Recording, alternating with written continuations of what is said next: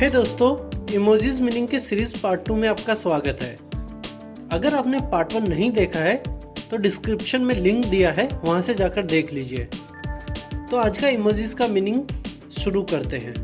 आज का पहला इमोजी है ये। इसे इंग्लिश में स्क्रॉल कहते हैं और हिंदी में भी इसे स्क्रॉल ही कहते हैं। इसे इंग्लिश में पेज फेसिंग अप कहते हैं और हिंदी में भी पेज फेसिंग अप ही कहते हैं।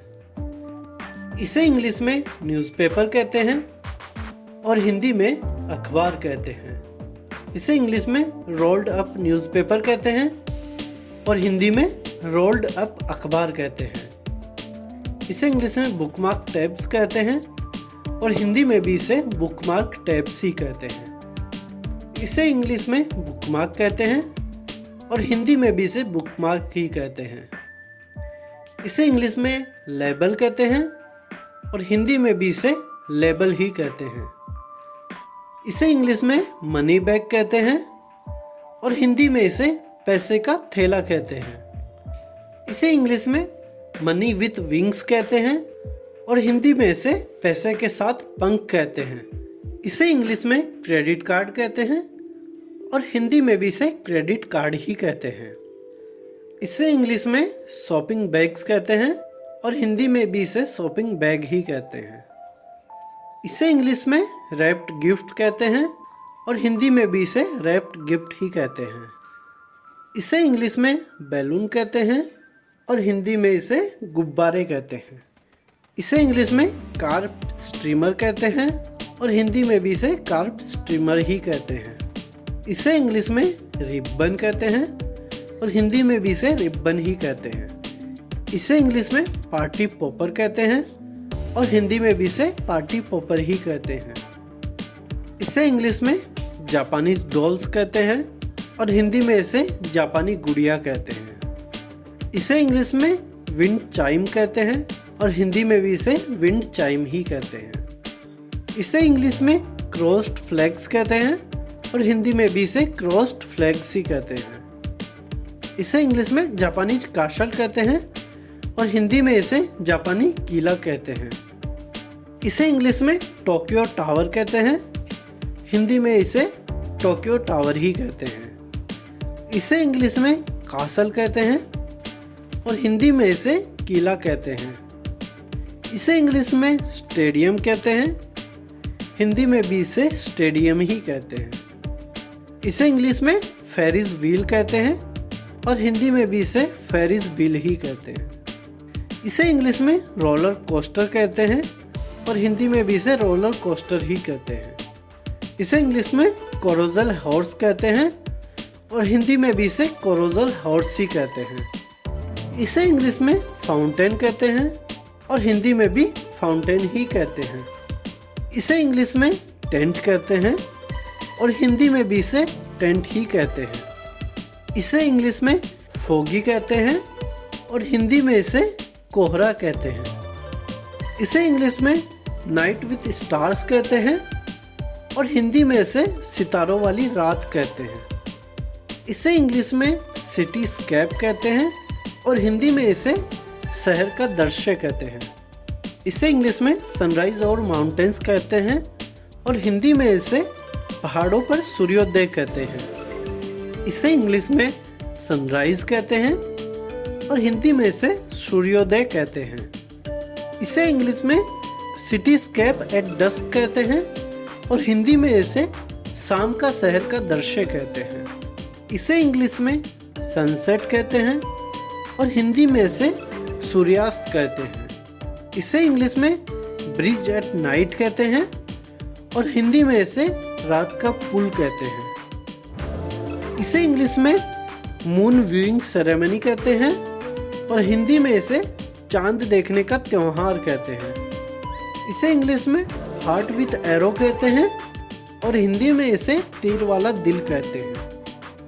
इसे इंग्लिश में रेड हार्ट कहते हैं और हिंदी में इसे लाल दिल कहते हैं।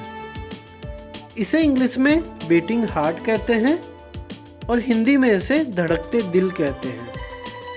इसे इंग्लिश में ब्रोकन हार्ट कहते हैं और हिंदी में इसे टूटा हुआ दिल कहते हैं। इसे इंग्लिश में 2 हार्ट्स कहते हैं और हिंदी में इसे 2 दिलों का मेल कहते हैं। इसे इंग्लिश में स्पार्कलिंग हार्ट कहते हैं और हिंदी में इसे चमकते दिल कहते हैं। इसे इंग्लिश में ग्रोइंग हार्ट कहते हैं और हिंदी में इसे बढ़ते दिल कहते हैं। इसे इंग्लिश में ब्लू हार्ट कहते हैं और हिंदी में इसे नीला दिल कहते हैं। इसे इंग्लिश में ग्रीन हार्ट कहते हैं और हिंदी में इसे हरा दिल कहते हैं। इसे इंग्लिश में येलो हार्ट कहते हैं और हिंदी में पीला दिल कहते हैं। इसे इंग्लिश में ऑरेंज हार्ट कहते हैं और हिंदी में इसे नारंगी दिल कहते हैं। इसे इंग्लिश में पर्पल हार्ट कहते हैं और हिंदी में इसे बैंगनी दिल कहते हैं। इसे इंग्लिश में ब्राउन हार्ट कहते हैं और हिंदी में इसे भूरा दिल कहते हैं। इसे इंग्लिश में ब्लैक हार्ट कहते हैं और हिंदी में इसे काला दिल कहते हैं। इसे इंग्लिश में वाइट हार्ट कहते हैं और हिंदी में इसे सफ़ेद दिल कहते हैं। इसे इंग्लिश में 100 पॉइंट्स कहते हैं और हिंदी में इसे 100 अंक कहते हैं। इसे इंग्लिश में एंगर सिंबल कहते हैं और हिंदी में इसे गुस्सा संकेत कहते हैं। इसे इंग्लिश में स्पीच बैलून कहते हैं और हिंदी में इसे बोलता हुआ बैलून कहते हैं। इसे इंग्लिश में राइट एंगर बबल कहते हैं और हिंदी में इसे सही गुस्सा बबल कहते हैं। इसे इंग्लिश में थॉट बैलून कहते हैं और हिंदी में इसे सोचने वाला बैलून कहते हैं। इसे इंग्लिश में ZZZ कहते हैं और हिंदी में इसे नींद कहते हैं। इसे इंग्लिश में कोलिजन कहते हैं और हिंदी में इसे टकराव कहते हैं। इसे इंग्लिश में स्वीट ड्रॉपलेट्स कहते हैं और हिंदी में इसे पसीने की बूंदें कहते हैं। इसे इंग्लिश में डैशिंग अवे कहते हैं और हिंदी में इसे भागते हुए कहते हैं। इसे इंग्लिश में होल कहते हैं और हिंदी में इसे खाई कहते हैं। इसे इंग्लिश में डीजी कहते हैं और हिंदी में इसे चक्कर आना कहते हैं।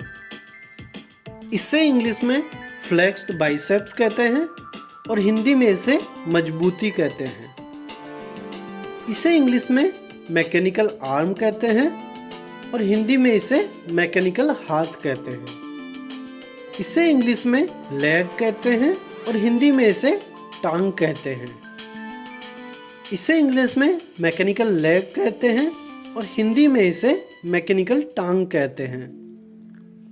इसे इंग्लिश में आइज़ कहते हैं और हिंदी में इसे आंखें कहते हैं। इसे इंग्लिश में आई कहते हैं और हिंदी में इसे आँख कहते हैं। इसे इंग्लिश में टंग कहते हैं और हिंदी में इसे जीभ कहते हैं। इसे इंग्लिश में माउथ कहते हैं और हिंदी में इसे मुंह कहते हैं। तो दोस्तों, इस वीडियो में भी मैंने आपको 70 इमोजीज के नेम हिंदी और इंग्लिश दोनों में बताए हैं। आशा करता हूँ आपको ये इन्फॉर्मेशन ज़रूर काम आएगी। वीडियो थोड़ा भी अच्छा लगा है तो लाइक ज़रूर करें और कमेंट करके अपने सुझाव दें। और इसका पार्ट 3 देखने के लिए चैनल प्रीमेंट को सब्सक्राइब करें और बेल आइकन पे प्रेस करके नोटिफिकेशन बेल ऑन कर लें, जिससे मेरे आगे आने वाले वीडियोस को देखकर आप अपनी नॉलेज और अवेयरनेस दोनों बढ़ा सकें। Finally, thank you for watching the video.